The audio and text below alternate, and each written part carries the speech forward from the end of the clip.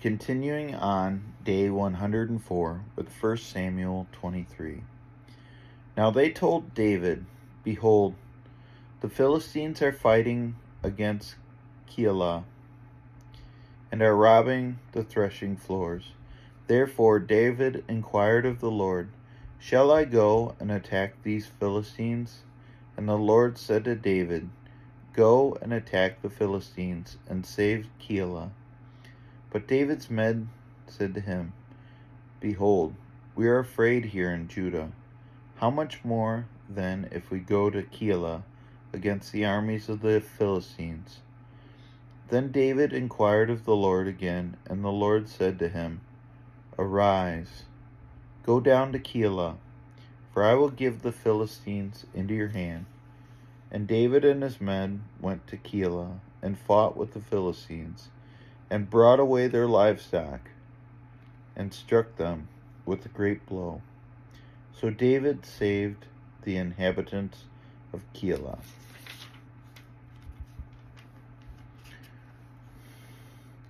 When Abiathar the son of Ahimelech had fled to David to Keilah, he had come down with an ephod in his hand. Now it was told Saul that David had come to Keilah, and Saul said, "God has given him into my hand, for he has shut himself in by entering a town that has gates and bars." And Saul summoned all the people to war, to go down to Keilah, to besiege David and his men. David knew that Saul was plotting harm against him, and he said to Abiathar the priest, "Bring the ephod here." Then David said, "O Lord, the God of Israel, your servant has surely heard that Saul seeks to come to Keilah to destroy the city on my account. Will the men of Keilah surrender me into his hand? Will Saul come down as your servant has heard? O Lord, the God of Israel, please tell your servant." And the Lord said, "He will come down." Then David said, "Will the men of Keilah surrender me and my man into the hand of Saul?" And the Lord said, "They will surrender you." Then David and his men, who were about 600, arose and departed from Keilah, and they went wherever they could.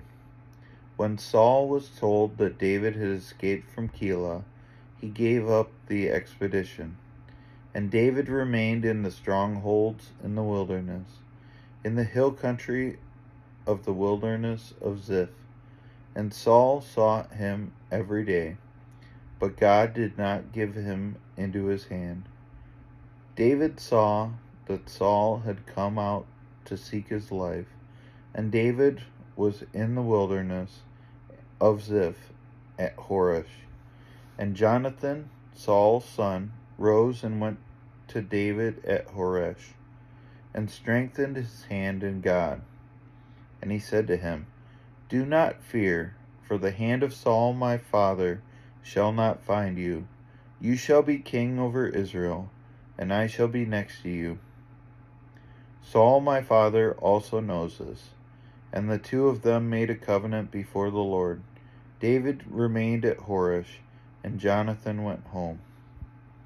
Then the Ziphites went up to Saul at Gibeah, saying, "Is not David hiding among us in the strongholds at Horesh, on the hill of Hachilah, which is south of Jeshimon?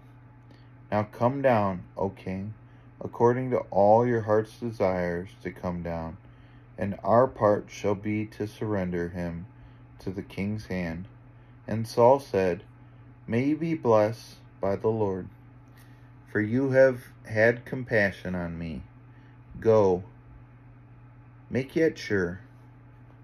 Know and see that the place where his foot is, and who has seen him, there, for it is told to me that he is very cunning.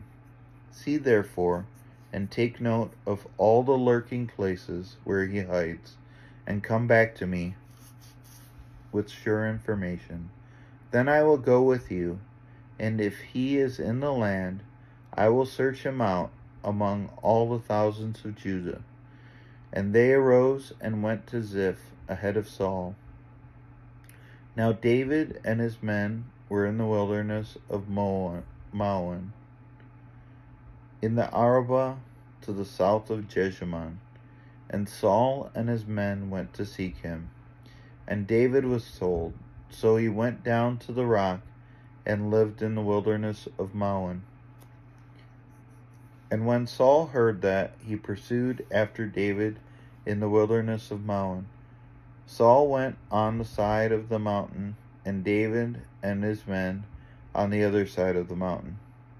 And David was hurrying to get away from Saul.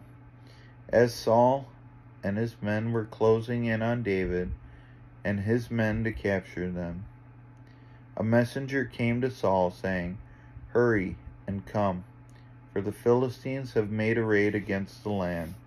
So Saul returned from pursuing after David and went against the Philistines. Therefore that place was called the Rock of Escape. And David went up from there and lived in the strongholds of En-Gedi.